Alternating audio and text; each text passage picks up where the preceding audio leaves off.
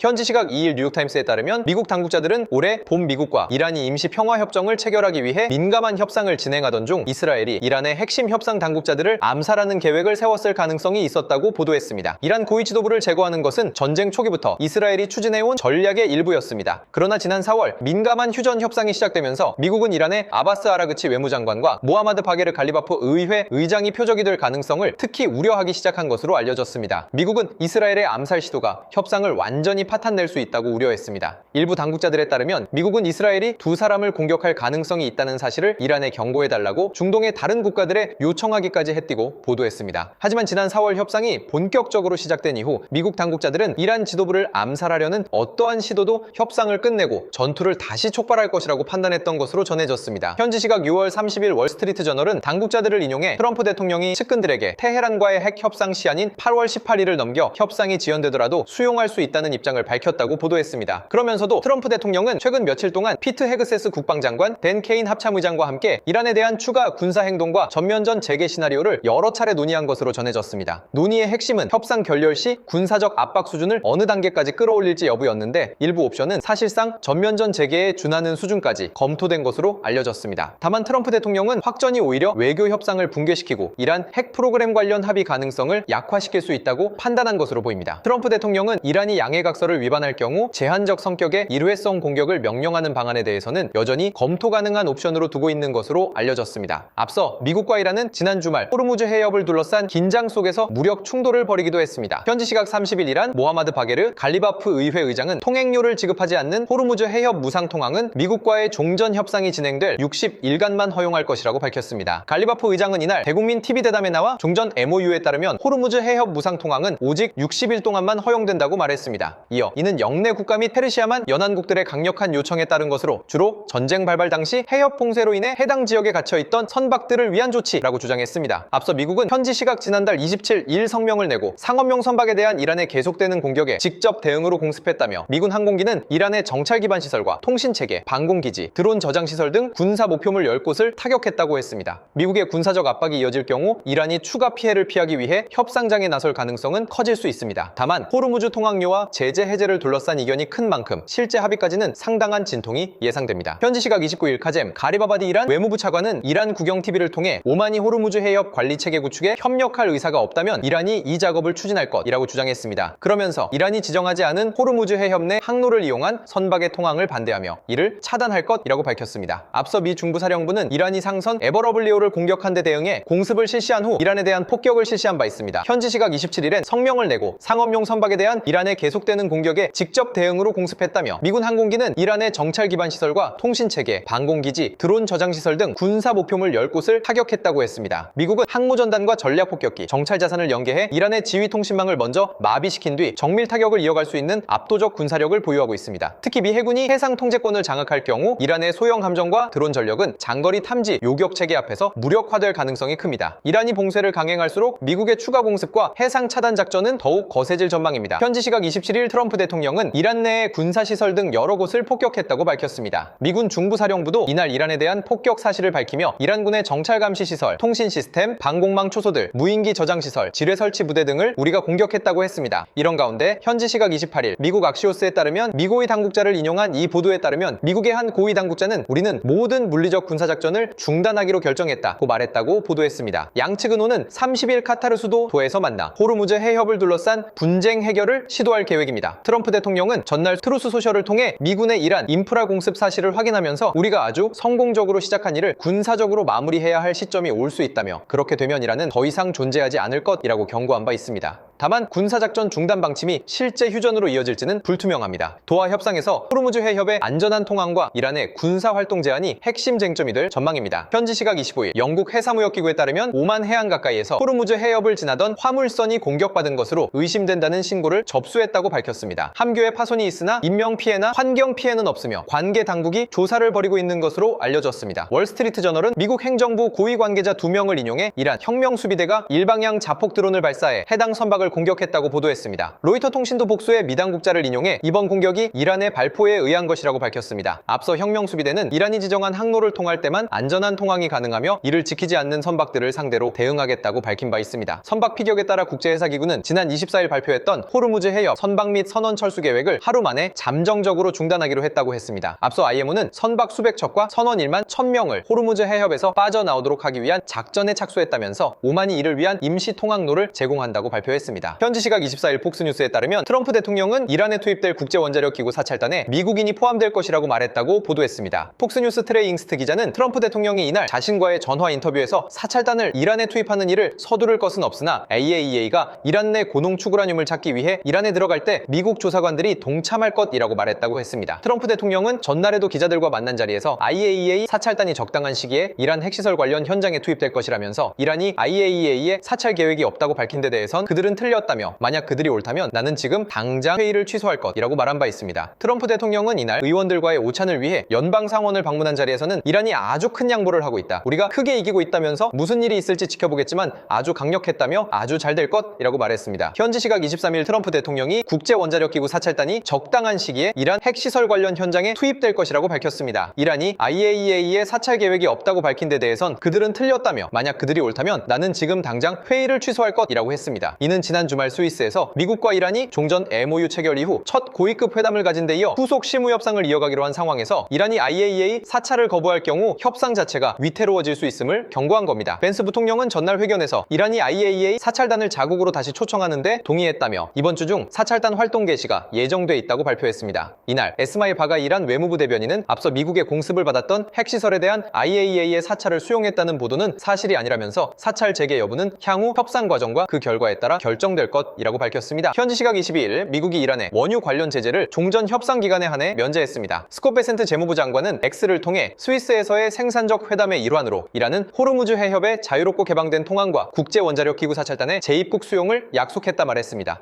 이에 따라 재무부는 이란산 원유의 생산, 인도, 판매를 허용하는 60일짜리의 임시 일반 면허를 발급했다고 밝혔습니다. 이란이 종전 MOU 체결 이후 스위스에서 진행된 첫 후속 협상에서 IAEA 사찰을 허용하고 호르무즈 해협의 개방을 유지한 데에 대한 차원에서 최종 합의 때까지 제재를 면제해주겠다는 겁니다. 중국은 그동안 값싼 이란산 원유를 대량으로 들여오며 대미 제재를 우회해왔지만 앞으로 이란 원유의 생산과 판매가 미국의 면허 아래 놓이게 되면서 공급망 전체가 미국의 통제권에 들어갔습니다. 결국 미국은 종전 협상을 지렛대로 이란을 압박하는 동시에 중국의 핵심 에너지 급소까지 정조준한 셈입니다. 현지 시각 21일 트럼프 대통령은 트루스 소셜에 이란은 레바논에서 말썽을 일으키고 있는 그들에게서 막대한 보수를 받는 대리 세력을 즉시 활동을 중단시켜야 한다고 밝혔습니다. 그러면서 만약 그렇게 하지 않는다면 우리는 지난주에 그랬듯 이란을 다시 매우 강하게 아니 그보다 더 강하게 이란을 타격할 것이라고 강조했습니다. 트럼프 대통령은 이날 스위스 슈탄스스타트의 비르겐슈토크 리조트에서 미국과 이란, 중재국 카타르와 파키스탄의 사자회담이 진행되는 가운데 글을 올렸습니다. 벤스 부통령은 회담장에서 생중계된 기자회견에서 트럼프 대통령이 대표단의 이란, 국민과의 관계를 변화시킬 새로운 장을 열라고 요청했으며 중동 지역의 전면적인 휴전을 이루는데 전념하고 있다고 밝힌 바 있습니다. 벤스 부통령은 핵 문제와 레바논 휴전 문제에서 진전을 이루는 것이 핵심 목표라며 이번 협상에서 가장 집중할 두 가지 사안이라고 했습니다.